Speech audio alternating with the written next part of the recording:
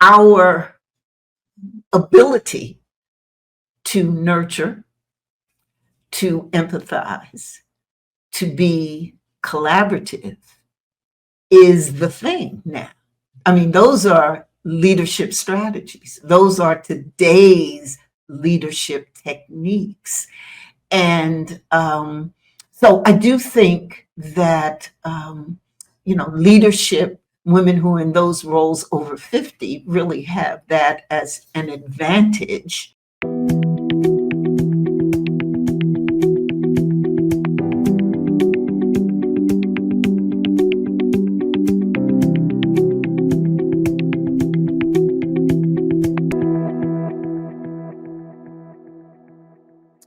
Welcome to the Leadership Disrupted podcast.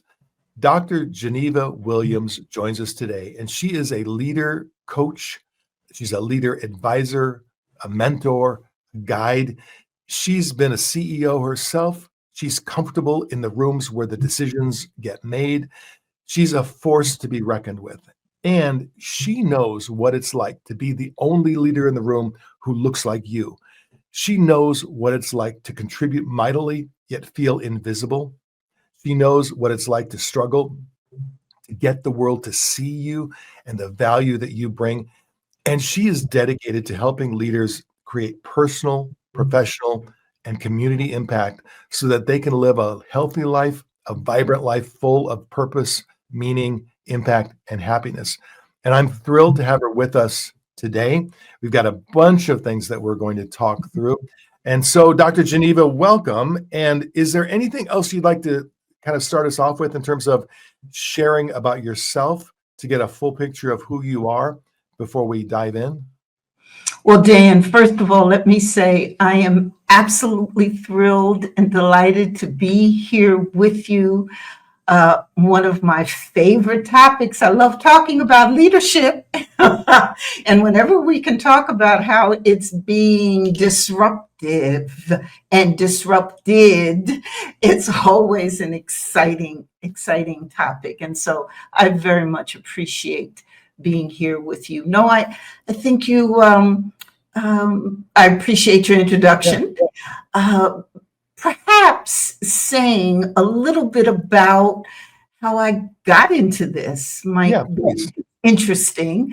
I was raised on the Jersey Shore in a very small town called Neptune, where I would wake up in the morning and lots of water and sand, but a very small town. And my sister and I we really believed that all of the adults in the community would go somewhere and have a meeting on us because they knew everything about us, what we were doing, where we were going, and they always had questions for us. Everyone, the janitor in the school and the woman who owned the candy store, everyone did. And we just felt it was some kind of conspiracy that these adults had. And later on, I realized that it was a conspiracy of caring adults who really knew there was a consensus by these adults that investing in young people, lifting them up, always encouraging them, always being supportive of them, surrounding them was important to their development.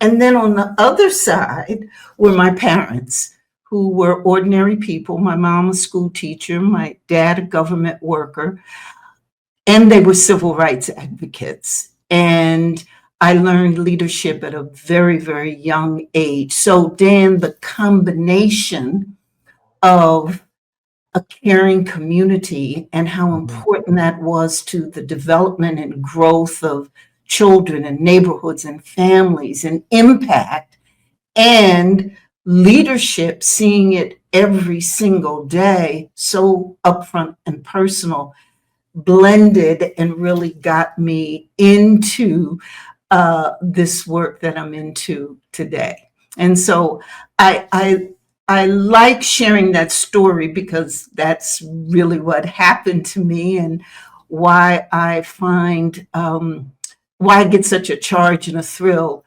out of being a leader and into leadership. Well, and I love that phrase, a conspiracy of caring, Mhm. whether it's a conscious planned conspiracy or just the community being the community, and then it Absolutely. ends up being that way. It's Mhm. unfortunate. Now, I don't want to say that that level of caring doesn't exist in communities anymore, but it's spotty at best. You have, certain communities where, yes, people have grown up together, people know each other, people see young people on the streets, see young people wandering about and know who they are, know who their parents are, know who their families are. That still exists in some places to some degree, but more broadly, it doesn't. And we find, young people coming into the workplace um, that have not had that background, have not had that grounding in being part of a community, and struggling then to figure out, well, how do I become part of this business community, this team that I've joined? How do I contribute? How do I find my place? And I think it's one of the responsibilities of leaders today, and maybe even like going forward into the future. In the old leadership playbook, you onboarded somebody, you made sure they had clear accountabilities and a clear job description, and you did all of the official things to make sure someone uh, knew where their desk was, their cubicle, their equipment, um, introduce them to some people, get them on board with the team, and that's all fine, and it's still needed in terms of onboarding. But I think new employees, younger employees, yearn for more than that. They yearn for someone who sees them, who pays attention to them, who guides, coaches, mentors them. Um, Sometimes even when needed, parents them. Sometimes even when needed, can act as a quasi therapist. And there's so much more on the shoulders of leaders today, and yet the reality is, I don't think a lot of leaders are meeting that moment. A lot of leaders, and I will say my generation of male leaders, are definitely not meeting that moment. Nobody really taught us how to be the caring mentor, the caring coach guide. They taught us to give clear direction, uh, Mhm. hold people accountable, leverage Mhm. metrics to make sure people are on track. But Mhm. the idea of spending time with each of my direct reports, to getting to know them, and not just as a check the box, but as an ongoing process, being connected with them as a continuous coach, guide, mentor. That was never part of my playbook growing up as a leader. And so it's a whole new set of behaviors. I don't know. Does that prompt any thoughts from you in terms of expectations for leaders today? Well, I think there's several things in that, Dan. I do agree with you that the leadership playbook has changed. There's still some fundamentals, though, that remain the same, I think, since for centuries have remained the same in terms of leadership. We've got to be able to see a vision and articulate it. We've got to be able to bring people along. We've got to be able to identify goals and stay focused on execution. We can't throw that out. And we have to know ourselves and understand the leader in us. And I think that is where the opportunity comes for leadership for today and tomorrow.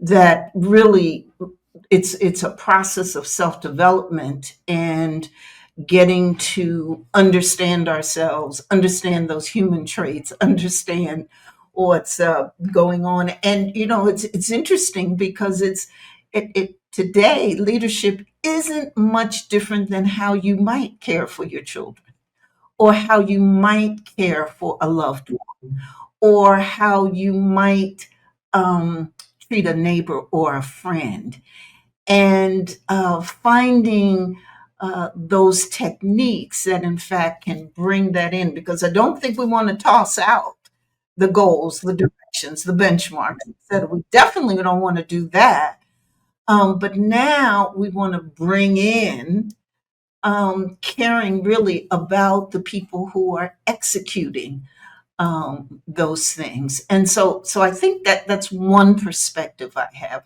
I think another is that um, it almost is a demand because we're moving into such high tech, that high tech, high touch.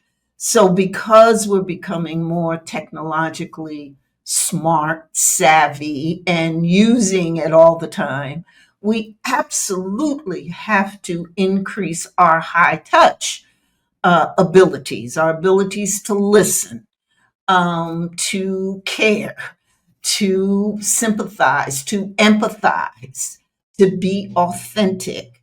And so that comes with a high tech, high touch world that we're living in. And I think it makes us better leaders as well. So, I, on the one hand, I completely agree that like the fundamentals have not necessarily changed in 2000 or more years.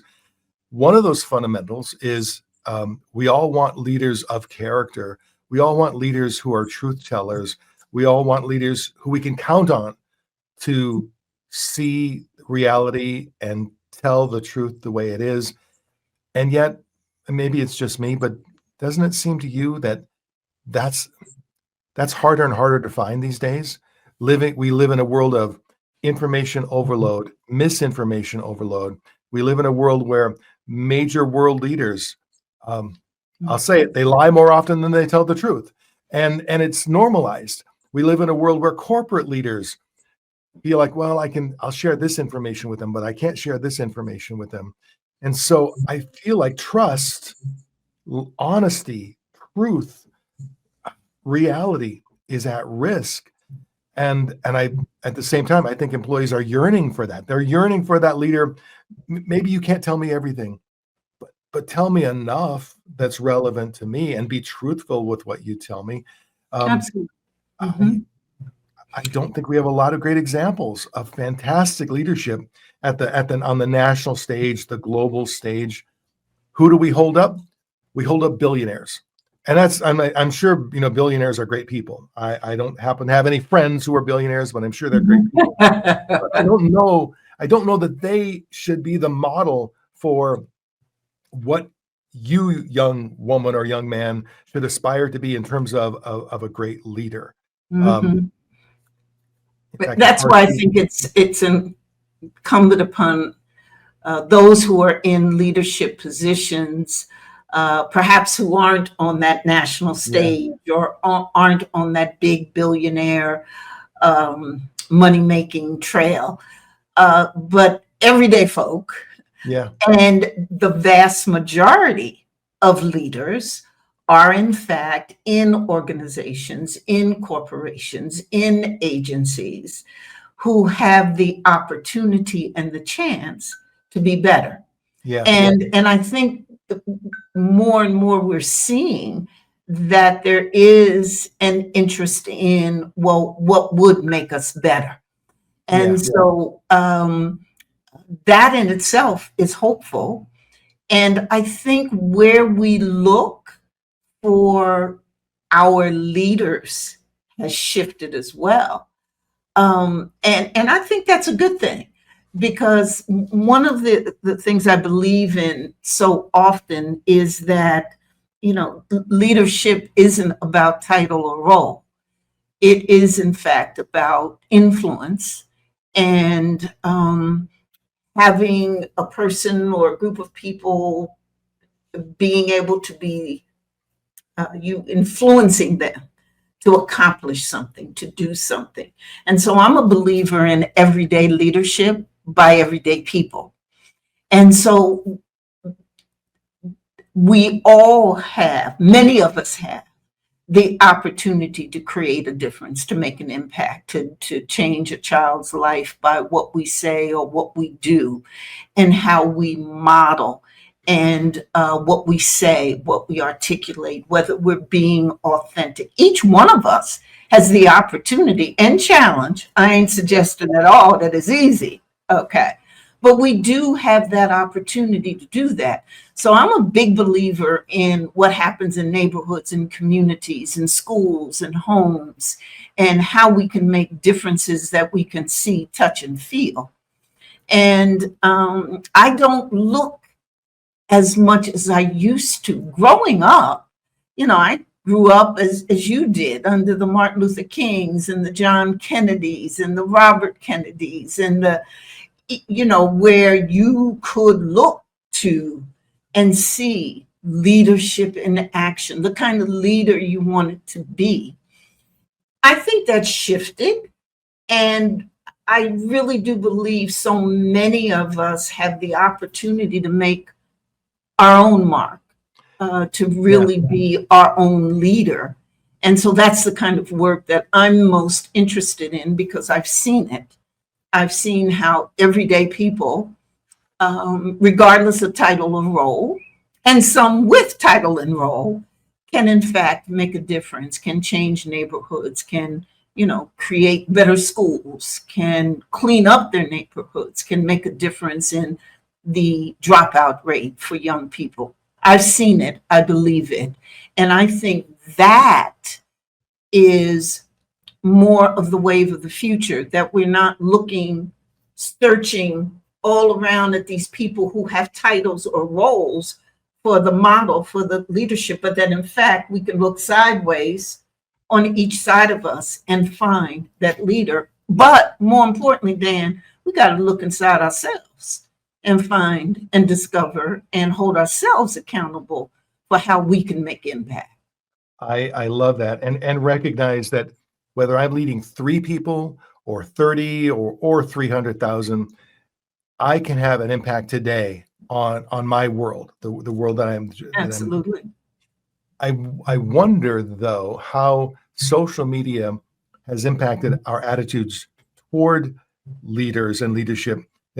You mentioned John F. Kennedy, Martin Luther King Jr., et cetera. In our day, when in our formative years, we didn't have social media. Right. We had this, I'm going to call it an illusion of these great leaders, because each of the people that you mentioned, they were humans. They had their own issues and challenges, and yet we saw them as great examples to follow. And even community leaders, even our parents. On social media, you're exposed to the downside of every leader, and it's I think we end up with young people who don't necessarily see a lot of greatness around them. And so it may be that we benefited from seeing the illusion of greatness, where it felt like that's something I want to aspire to. I want to be more like those people in my formative years.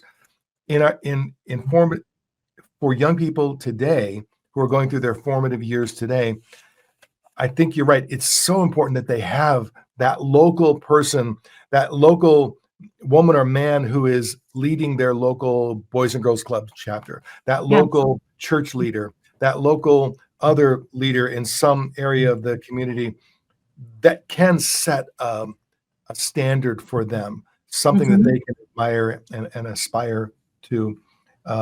So I think that's really a good point. So then the flip side of that is, if you are one of those leaders, you use the word legacy a lot. As I was reading through your LinkedIn posts and some of your other materials, I think thinking about one's legacy, thinking about leaving the world a better place, behind you as you move on, I think that is important for leaders to get their heads around what legacy are they leaving as they move forward, whether it's a young leader or a more mature leader. What drove you to that thought process around legacy, and to emphasize the thought of leaving a legacy for leaders? Well, what drove me? Well, one thing, I got older. Yeah. So, when you see them 50 plus candles on the cake, you understand Uh, that runway ahead of you is perhaps shorter than what was behind you. And I think many of us do, who are in our 50s, 60s, 70s. Legacy, it becomes more and more important. But I'm going to tell you, Dan, I mentioned my parents, and both of them used to always talk about the community responsibility that they believed that individuals had. And so that they believed in living examples of legacy, that what you do in the moment, in the now, is so critical, that your role and that you have a responsibility to be a good role model. And in role modeling, your actions leave a mark. And so you create legacy on a day-to-day basis. And so when I started my leadership career, it was very, very challenging because, again, I was the only one around who looked like me. And I broke those, glass ceilings as the first female head of a United Way. And there were lots of things I had to deal with and think about. But the words that my parents taught me about legacy and role modeling, so I began to get very interested in this conversation about what you do, what you lead, how do you lead, and the impact that it has. Because Dan, people watch leaders. Man, like a hawk. You were under a microscope. And I had to, I really struggled with that because, you can cough and people kind of like wonder, is she going to be here tomorrow? Or you can, say one word and people get anxious because they know you signing the check. Or you smile at one person's joke. That's and then right. You don't smile at another. Exactly. And it just might mean absolutely nothing, but people know Exactly. So as leaders, if we understand that as leaders, we're always watched, we have an opportunity to do good while being watched.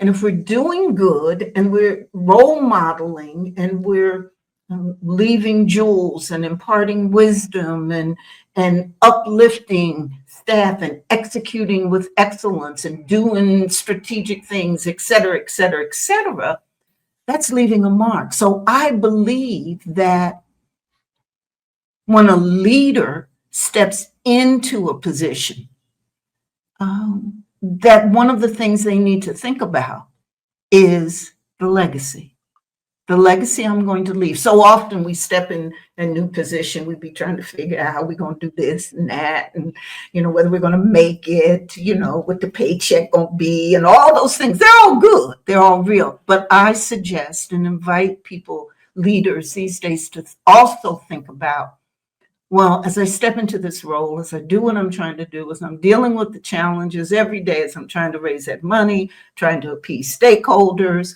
trying to, deal with the media, all of that, I'm also thinking about, well, what legacy am I going to be able to leave?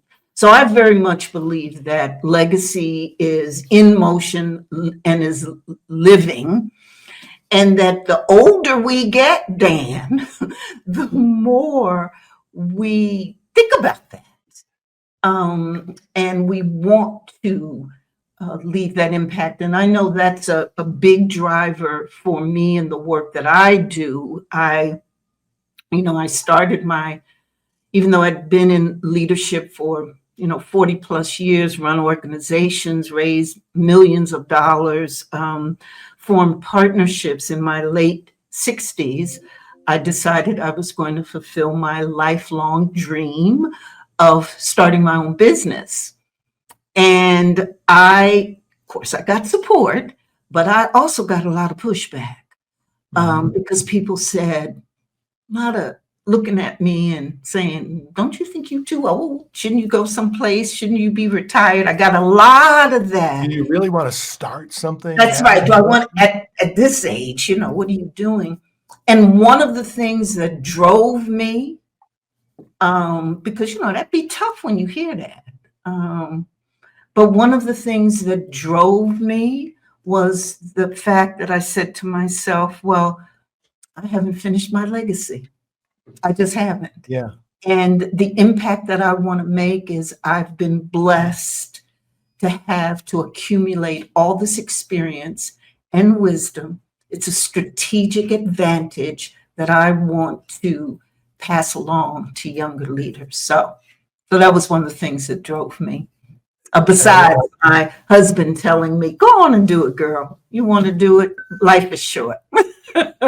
Well, and I want to continue on this legacy topic in a moment, because I know there are a lot of men and women of a certain age who feel like the opportunity to leave a legacy has been taken away from them, where they, I was laid off, or for some other reason, my job was sidelined, or I'm put in a different position, and I feel like the world isn't seeing me as someone of value. And so we'll come to that in a moment, but I don't also want to lose the thought about younger people. We know they are to a large degree, many of them are disconnected, disaffected, resistant, not sure what they want to do with their work lives. And if they have leaders who aren't connected with them, who aren't focused on guiding them, and I get it. You said leaders are busy, got a lot of things going on. There's probably nothing more valuable than the time that you are willing to spend with each of your direct reports, with each of the people who are looking up to you. Yes. And yet time is so hard to find. There's so much going on. And yet when we ask younger, and when I say younger, I mean employees in their 20s, when we ask them, where do you get the most value from your leader, or what would give you the most value? It often comes down to time. Not time spent reviewing my KPIs or my OKRs or my performance review, but time giving guidance, time giving me insight, time, just time connecting with me. And they don't need a lot most of the time, but they need some. And yet when I talk to leaders, one of my common questions with leaders is that I will ask them, how often do you meet one-on-one with your direct reports? And the most common answer is, well, I've got a regular meeting scheduled every 2 weeks with my direct reports. Used to be weekly, but I just don't have time. So it's every 2 weeks. And then I will ask, when was the last time you actually had a meeting like that? Oh, it was probably 4 weeks ago. Because even when those 2 week meetings come up, they oftentimes get rescheduled or canceled because other things are going on. And then I will ask them, when it comes to those one-on-ones, what do you talk about? And it's almost always the job, key projects, status reports, what's working, what's not working. It's so transactional, it's so functional. And I will say, well, when was the last time you just asked them about them? Well, it's been a while. I probably should. Maybe when they first were hired and they were first being onboarded, I kind of got to know them, but it's not a regular part of the cadence. And then of course the employee doesn't feel seen. They don't feel like you really know them, like you don't really care about them. And so if a leader was asking me today, what guidance would you give me that's kind of universal? I would say prioritize the time spent with your people and get to know them, engage with them. And one of the most magical questions you can ask is, how am I showing up for you as a leader? How am I doing for you as a leader? How am I creating value for you as a leader? Now, be prepared for them to be uncomfortable at first and maybe not just open up, But once they get comfortable with you, be prepared that it's not all pretty. Be prepared for them to say, well, I could actually use some support with this, or I could use some help, or you could use some guidance. Right. So be prepared that it's not all sweetness and sunshine, but we can in fact leave a legacy every day in bits and pieces, as opposed to the grand legacy of here's the statue that I'm leaving, or here's the major thing that I'm leaving. Legacy happens, and I think I read this in one of your writings. I might be paraphrasing it, but legacy happens every day, particularly when you're at this point in your life. You are leaving legacy every single day. And you know what's interesting, Dan, and I so appreciate that perspective that you're giving, because I think you're right. When I think about myself in my 20s or 30s, I probably wanted the same thing too. I would want a boss or a supervisor or somebody I admired to give me some time, to give me some feedback, to do some mentoring, etc. But you know, that really wasn't the priority back then, was we were coming through. Yeah. But now it's strategy. You got to do it. I mean, it needs to be part of your playbook if you're a leader. And so, you know how leaders have to learn hard things? We have to do that. And so learning it, knowing it, practicing it. But I'm going to tell you, that's one of the strategic advantages that I think particularly women and women over 50 have. Because now our ability to nurture, to empathize, to be collaborative is the thing now. I mean, those are leadership strategies. Those are today's leadership techniques. And so I do think that, leadership, women who are in those roles over 50 really have that as an advantage. And for those who need to learn it, whether you are a man or a woman, I like to say, well, it might be a little scary, but think of Joe, your employee, perhaps as a friend. And what would you say or ask of your friend? Try it. Just try it. And the thing is to practice it. And, the simple questions. And what I do with the leaders that I coach is we actually will do some one-line scripts, like 3 or 4 lines, 3 or 4 scripts, that you can say to people, after you say, well, how you doing? Yeah. That one comes easy. It's like, how are things going down on the third floor? How are you doing? And then typically the response would be a work-related response. Yeah. And you say, well, that's nice, but how are you doing? How are you feeling about how things are going on the third floor? And getting into kind of those conversations. What would you say to a friend? How would you, and the thing is, in the old days, Dan, those would be called poo-poo soft skills. Remember we used to call them soft skills? And it had a negative connotation when you said, oh, well, then there's the soft skills you need to learn. Now, them so-called soft skills are what's happening. And leaders are absolutely required to learn them and practice them. I'll tell you what, you're reminding me that going back about 20 years, I was working for General Electric, and I had been at GE for maybe 8 months, and I got into an elevator going up to my floor, and in stepped a woman who was, I think, 3 levels above me. So she was a senior leader, and a little intimidating, a little scary for me. And so it was just her and I in the elevator. And then she asked, "So how are things going?" And she knew where I worked, so she asked about the department, and I gave her the standard answer. And then she said something magical. She said, "You've been here about 8 months, right?"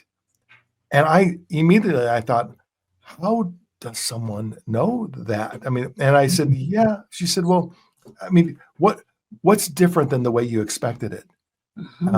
And I started to answer, and then we got to her floor. And this is why I remember this.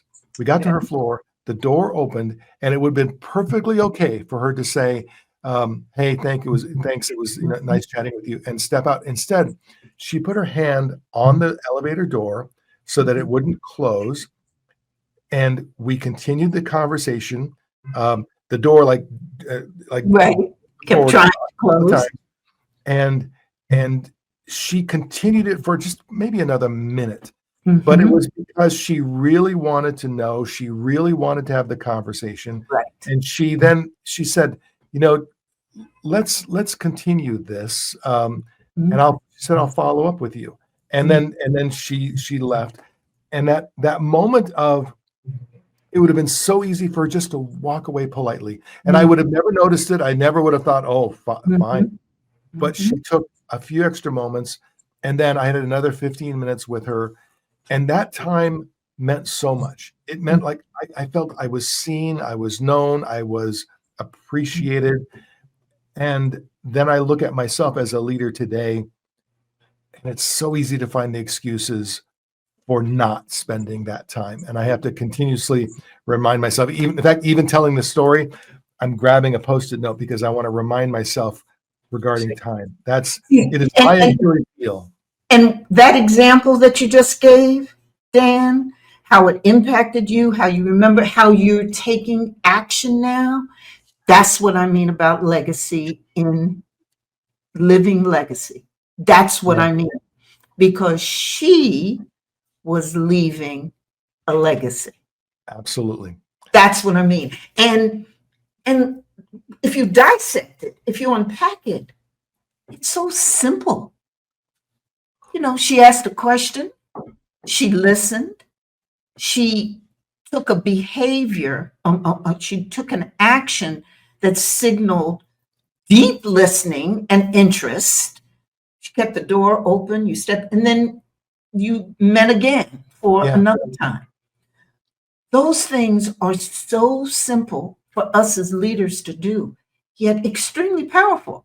I mean, we see the impact that it left on you. And that is what leaders need to learn and practice, because, anybody can do it. Once you become intentional about it, you can do it.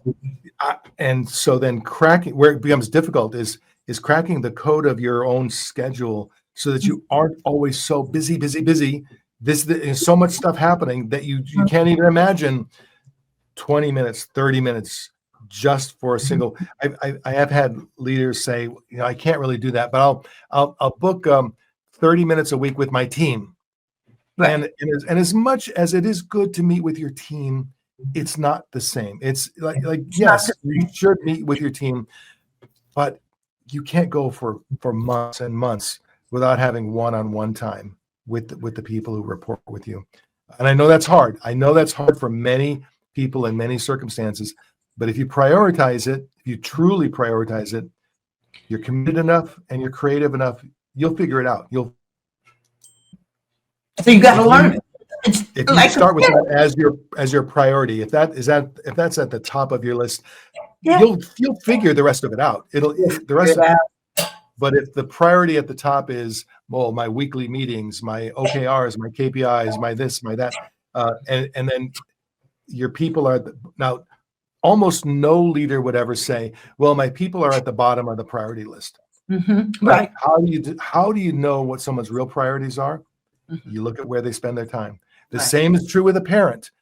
What are a parent's real priorities? Because what do your kids want more than anything else? They want time.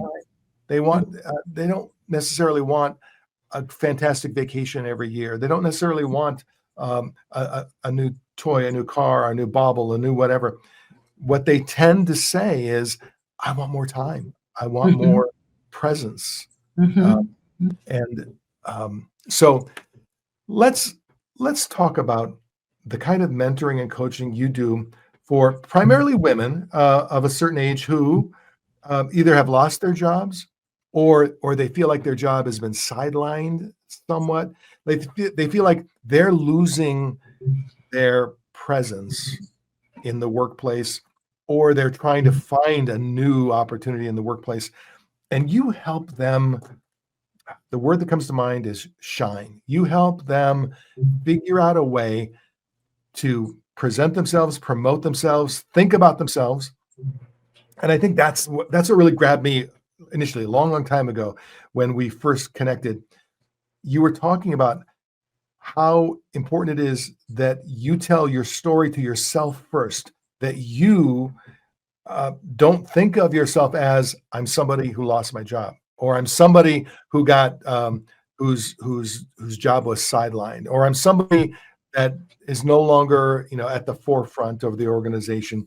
But instead, you have to tell yourself a story about who you are before you can express that story out to the rest of the world. Now, and so I might be messing up your No, you're doing real good, Dan. I need to have you in my sessions with me. I work with my leaders. Tell us how you came to like that as an issue, and offering yourself as a mentor, coach, guide, because I think so much of what you share, while your focus tends to be mature women, mature minority women in particular, but also just mature women in general, and while I think it's hugely important, because women do face barriers and challenges that men don't. It's not the even playing field that we've been told it is. It just isn't. And I see it in the real world every day. But I think there are a lot of things that you share that men of a certain age can also benefit from, because you do reach a certain age where I think, what did you say? The path ahead of you is clearly shorter than the path behind you. And whether HR will ever say it this way, the truth is they're not going to invest in your growth the way they're going to invest in the growth of younger people. And you do have to work harder at putting on a show in order to be not forgotten in the workplace. So I guess tell us more about that. Well, I do this work because I went through it myself. I struggled and was challenged when I got into my 50s. And even though my career was fabulous, I was running organizations on every important committee there was, appointed by the mayors and the governors to all kinds of different initiatives, etc. I was in my mid 50s and getting older, and changes were happening in relationships and in how I was being viewed, my own body. And this is what happens when you're, past that half century mark. And I was starting to feel invisible in rooms. And it was, I was very curious about it. And it almost didn't matter the title of the role. I had, gotten my doctorate in leadership, and I was doing successful things, but inside, I was questioning. I didn't know my purpose. I wasn't really sure about what it was I wanted to do. And so I myself struggled, and yet, Dan, it was expected that I would continue to, be the shining example of all things that could be done, run a household, be a wife, be a mother, and still carry on everything while I was going through all these transitions and changes. And And when it came to the point of when my husband and my parents all passed within a short amount of time, through the grief and all of that, I kind of like said, well, what do I do now? Because all the titles and the roles and all that really didn't matter. And I felt irrelevant and invisible, without purpose. And I didn't know what I was going to do. And I found a way back primarily through understanding that one night, Dan, I tell this story because I can still see it. One night I was looking at the obituaries of the three most important people in my life, who had always been in my life: my husband, my parents, and I was I looked and I noticed that horizontal stroke, that dash, that we all will have one day between the day we're born and the day we pass. And I realized in that moment that it was that dash that I knew them. That's where the life had meaning. That's where they contributed. That's where they had the impact. That's where I heard the laughter and the joy and the tears. All of that was in that dash. And so my dash wasn't over.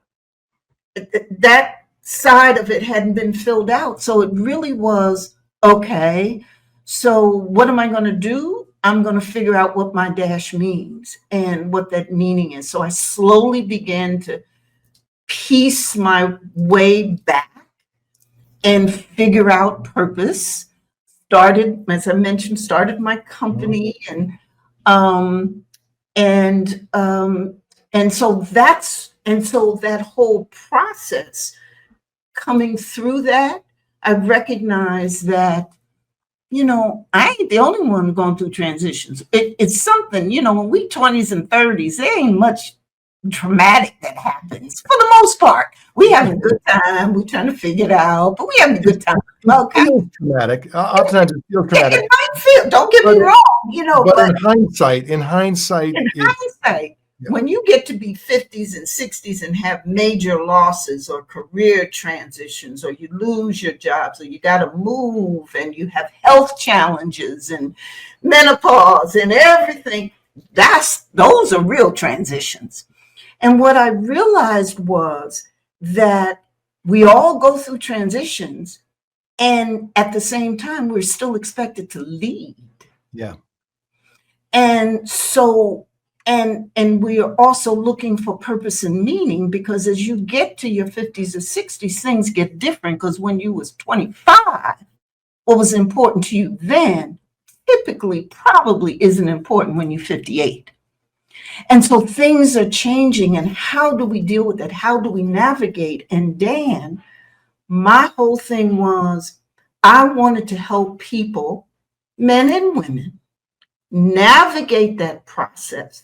Because if you navigated it and got through it like I did, and like people can, then you can still continue to be a great leader and have impact and change the world, communities, and families for the better, which is why I'm in it. And so that's why I'm in it. That's what I do.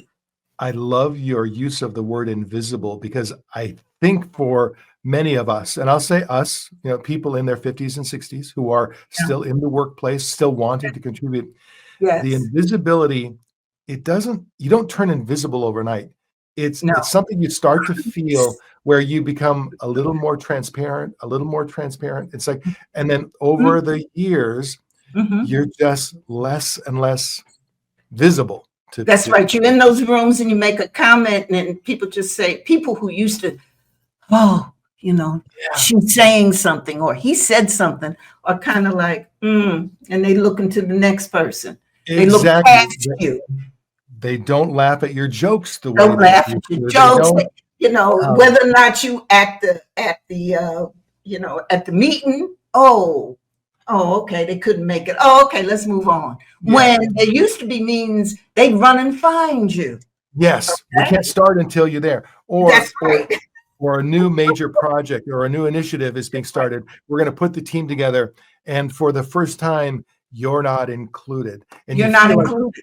I can't really say anything because then I sound like I'm complaining. So Right. you let it go through. But there are all these little indicators that you're becoming less and less Irrelevant. present. Yes, more irrelevant, less visible, That's more irrelevant. invisible. Yes, you're becoming irrelevant. So then what do you when you start to notice that as a Yes. leader, what are some things that you can do that don't feel whiny, that don't feel complainy? Because it also doesn't work to say, hey, I'm still here, pay attention to me. That doesn't work either. Well, not to say it like that. Yeah. Yes. But to say, I have a different point of view, and my experience tells me that such and such and such. And so I think the language we use is very important. I think we have to be more intentional about our language, not say things like, well, I helped with that project. No, I led that project and raised $100 million for such and such. So that we use the numbers, we use the lived experience, and we say that. So I think our language becomes very important.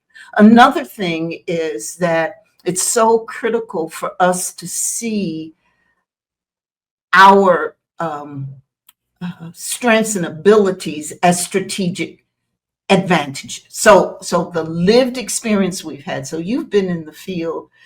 I mean, you've got this podcast, you've been in the field a long time. You've talked to people, you have experiences. You just shared an incredible experience with us. That's a strategic advantage. Your lived experience is advantageous to your positioning, and using that, bringing that forward. Because see, Dan, where we are, we don't just talk about problems. Because we've been solving those problems, we can forecast what's going to happen, and we can see around the corner. You see, we don't just see ahead, we can see around the corner. And that comes from lived experience. And so understand, rather than, oh, woe is me, I'm too old, it's too late, da, da, da, da. Well, what experiences do I have? And most of the times, Dan, those experiences and skills are transferable so that you can use them in different situations. So rather than putting together a resume that lists all of the things you've done, you put together a resume that has impact, that shows impact. That, not that I was the director of such and such, but rather I organized and mobilized 100 volunteers to do XYZ, or I saved the company XYZ, or what have you, but that everything that you do is not a list, but rather an examples, real life examples of impact that you've had. Makes great sense. How do you help somebody? Oh, and I want to say one other thing, Dan, if I Yes. could, in terms of helps keep that strategic advantage and staying relevant. You got to get into tech. You got to be become digitally savvy. You just got to pick one tool, one tech tool. I've never said this before on this podcast, expert, but whatever. Amen, sister. Amen. You cannot be the old guy who says, "Oh, I'm not a tech guy," or you can't be the old woman who says, "Oh, AI. No, I don't need AI. I don't need it." You've got to be on the forefront. You've got to be the tech leader. You've got to be the one who says, "Oh yeah, I use Claude and ChatGPT and Perplexity, and here's how I prefer to use it," and have people coming to you to say, "Oh, show us how you create that prompt." It's a must. I absolutely agree. Absolutely. And that'll help you stay relevant. And the thing is, Dan, you pick one tool, learn one tool, master one tool, and then articulate it, talk about it, and show it. But you've got to become digitally savvy. And the thing you will learn, and I promise you this, is that AI is an amplifier of wisdom. AI itself does not have wisdom, but it will amplify your wisdom. And because you have these decades and decades of experience, Right. you can use AI to produce value in a way that a young 20-something cannot, because they can't even recognize what's a great output versus an average output. You, with your decades of experience, you can actually fine-tune it, refine it, and leverage it to save time, to produce more. And so, yes, I think for people of a certain age, like myself, like yourself, AI has the potential to be an amazing tool, and we do have to lead and leave a legacy of tech leadership in the organization, if at all possible. It's probably not relevant to every single position, but it's relevant to most, or to many. Yeah. Let me ask you, how do you help somebody? Because before you say it to others, before you step forward to say, "Hey, world, I'm not invisible," you have to do it to yourself. You have to think about yourself. And I think some people let themselves fade. They actually buy into, well, my best years are past me, or I'm, in terms of new ideas, I'm kind of done, or in terms of new work, I'm kind of done. How do you help somebody stop that? Zig Ziglar used to call it stinking thinking. Like, how do you help somebody stop that self-defeat, that self-sabotage? Because while there is a point where age does take over. I mean, if you're in your 90s, biology does sort of determine certain things. And if you're in your 80s, biology determines certain things. But honestly, 60s, 50s, it's a mind game. It's you decide what your actual contribution is. But I meet a lot of people. You can tell they've grown old on the inside first, and then it starts to show on the outside. How do you help somebody stop that or turn that around?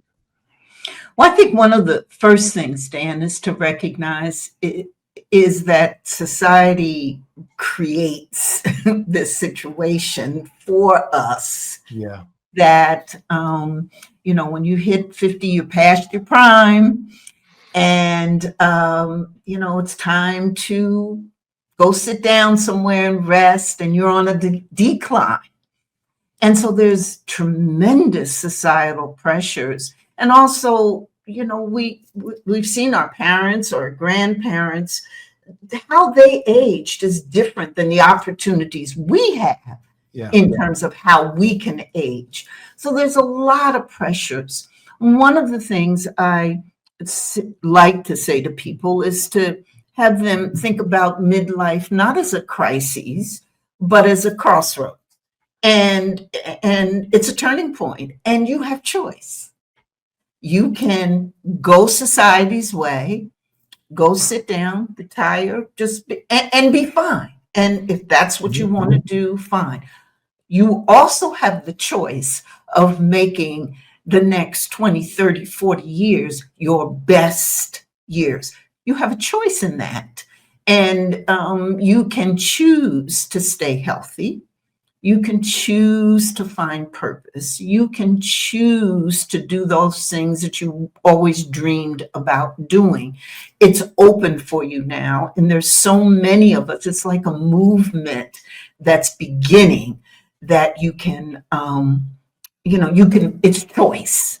And so you can design that. So I think that's one thing to kind of, because some people really believe that there's nothing they can do. And all the research shows us that the fastest group of entrepreneurs are people over 50, especially women over 50, that there are so many, many people. AARP tells us about how many people are finding joy, fulfillment, encore careers in their 60s and 70s. And there are more examples of that, more and more and more. And so we're aging differently. So by showing people examples, I think that's a real good thing. Yeah. I mean, just look at movie stars these days, celebrities who are making these movies in their 70s and 80s, and they're still making movies. So showing those as an examples, etc. I think another thing when when there are people who, just say, listen, it's too late for me. It's too, when we try to bust those myths, to really talk to those people and try to understand, well, what is something that you've always dreamed about doing? And to really ask them, well, do you want to 5, 10, 15 years from now, or on your deathbed, live with regret? And so there's a cost of choosing to sit and decline. There's a cost to that. We also know, Dan, that the less active and mobile we are, the more at risk we are of declining health-wise. Okay, we know that. We know that isolationism, being alone, not being connected and out there and vibrant, and connecting with people and things and places and stuff to do, advances, quickens our decline. So, and then the other bottom line is, Dan, with all the advances in technology and medical advances, et cetera, most likely we're going to live 20, 30, 40 years past that 50 mark. What are we going to do with that? Okay, what are we going to do at that time? Now, a big, real concern, Dan, and it's real, is the financial independence, whether we have enough money to live. And that's why I'm seeing a growing number of women who come to me and want to start businesses, or want to, really focus on different revenue streams that they can create so that they can have that financial independence, because that's real, your health and then the money. Yep. So those two things are very important. But Dan, let's start now. Let's start in our 50s and begin to plan that life and put those pieces in place. And you said, find examples, out in the real world that can inspire you, because I know that when I reached my mid 50s, between 55 and 60, those 5 years, I guess I'll share this. There was a slow decline, and I wasn't even really thinking about it, but I think subconsciously I had in my head, okay, I'm on the back end. I'm slowing down. Right. And I ended up slowing down, gaining weight, finding reasons to not be as active as I was. But something happened around the age of 60. I said to myself, I don't feel done. I don't feel like I'm done. And I don't want to be done. And I've got all kinds of stuff in my head. And it was an internal shift that occurred. And when that shift occurred, all kinds of things changed in terms of work impact, wealth, people connections, all kinds of things. And I can say I feel lucky that I had people around me who were aware enough of me to say, to give me some feedback, just basically to ask me, are you done? Do you feel done? Because you're acting done. You're acting like you're on the slow decline. My answer to that question was absolutely not. And so I do, I guess I'll say it. I'm 66 right now. So, and I will say, I feel younger at 66 than I felt at 56. I have more impact at 66. I have more energy at 66. I have more of so much. I have more money at 66. I have more of everything than I had at 56. And it was because of a change of what's inside of me. And then that produced a change in attitude, actions, all kinds of things. As you were talking, I was thinking about the TV series Landman and the main star, Billy Bob Thornton. And I know he's a man of a certain age, but I didn't know. So I looked it up. Billy Bob Thornton, he's a star of a major TV series today. He's 70 years old. 70 years old. Now there is somebody I can use as a model and say, okay, if Billy Bob at 70 can be doing that, then Dan Rust at 70 can be at least be doing that, if not more. So it's such a mind game though, because where you started with this is society really encourages you to shut down. Society, you have to be like a salmon swimming upstream, because society says, take it easy. You've earned a rest. Go on the cruise. Take it easy. I even have refused to join AARP so far because I keep getting the mailings, and they keep offering me the bags and the totes and all kinds of things. I just don't want to feel that yet. And I think if you aren't somebody, like if you also just said, hey, if you are done, that's okay. Like if you want to just ease your way out or down or something, you can. And so I don't want to put any pressure. I don't want to put any pressure on somebody who says, okay, I got to get going. If it's not coming from you internally, that's fine. You can relax. The point is, it is a choice. You don't have to decline. You don't have to go sit somewhere. You don't. If you've got dreams, if you still have things you want to do, if you want to travel, if you want to be healthy and travel, you have those choices. You can, start a new workout program and build your muscles. You can write that book. You can start that podcast. You can change careers. You can start your business in your late 60s. You can, and you can take risks. You can tell. I had somebody say to me, well, I want to start a business, but I can't afford a failure. I don't have time to afford it. And I said to them, no, you can. Again, if you're committed enough and creative enough, there's a way there. Now it may take a while to find that way. You have to put some thought into it. The good news is at 55 or 65, you've learned so much. You will avoid a lot of the mistakes that others might make. But don't make yourself too risk averse, because take chances, invest your energies.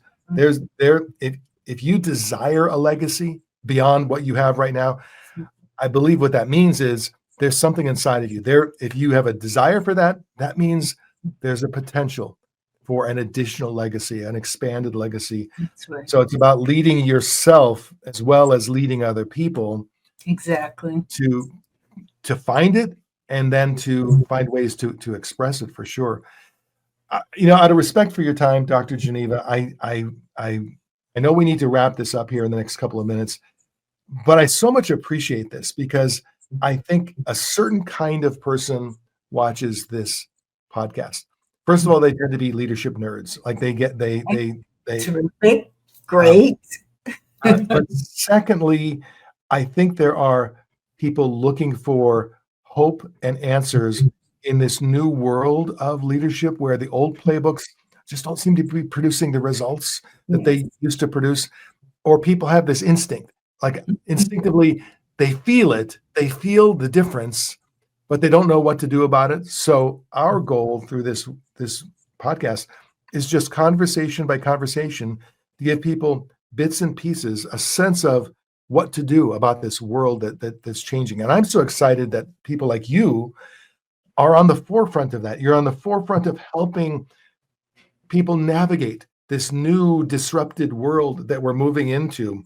And so how many years you have left on this planet, however many years I have on this planet, my goal is to be the Billy Bob Thornton of leadership development. Sharing the message and leading people in a different direction, because you and I both know in 2030, leadership is going to look very different. And who knows how AI is going to impact us, how technology is going to impact us, but Mhm. we know it's going to be impactful and have a difference. Any final words you'd love to share with us? No, I just want to tell you, I so much have enjoyed this conversation and your podcast and bringing these, this kind of attention to what leadership looks like now and the future, I think is so critical and valuable. And as we talk about the leadership playbook and it's changing and it's new, there really has never been a midlife playbook. How Yeah. do we navigate midlife? How do we navigate the second half of life? Because so many of us are going to be in it and live again another 30, 40 years. That is such an incredible time. And the role we play in terms of our legacy and our impact, that's what I think leadership is all about. It's very important to be able to design that leadership, how you're going to lead yourself, your family, and others through your second. I heard And someone refer to it as a silver tsunami that's yes. coming. And so I know that there are tons of people who would benefit from, be interested in the kind of coaching, mentoring, guidance that you provide. I'll make sure that in the notes of the episode, the podcast episode, we have the hyperlink to your LinkedIn profile and other Great. to your website. I'll make sure that we can make it easy for people to get connected with you, to learn more about you, Love it. because I know that there will be people who feel like they need more, they want more, they're ready to activate, and I definitely know you're the kind of person that can help them activate. And it's a movement. Just come join the movement. We're making Absolutely. it better for ourselves, but also, again, back to that legacy and role modeling, we are modeling our daughters and our sons and our grandchildren about midlife and the second act. You've helped me deepen my understanding of even the term legacy leadership, really understanding it's partly leading yourself Mhm. and then leading others wherever you are, like whatever life has given you, whatever people are around you, they all represent an opportunity to lead in little Yes. ways and big ways. We can all leave a legacy every day. I appreciate that so much. Thank you again. I am Thank sure you you. and I Oh, will it's have been my pleasure. I've that's enjoyed this. bye now.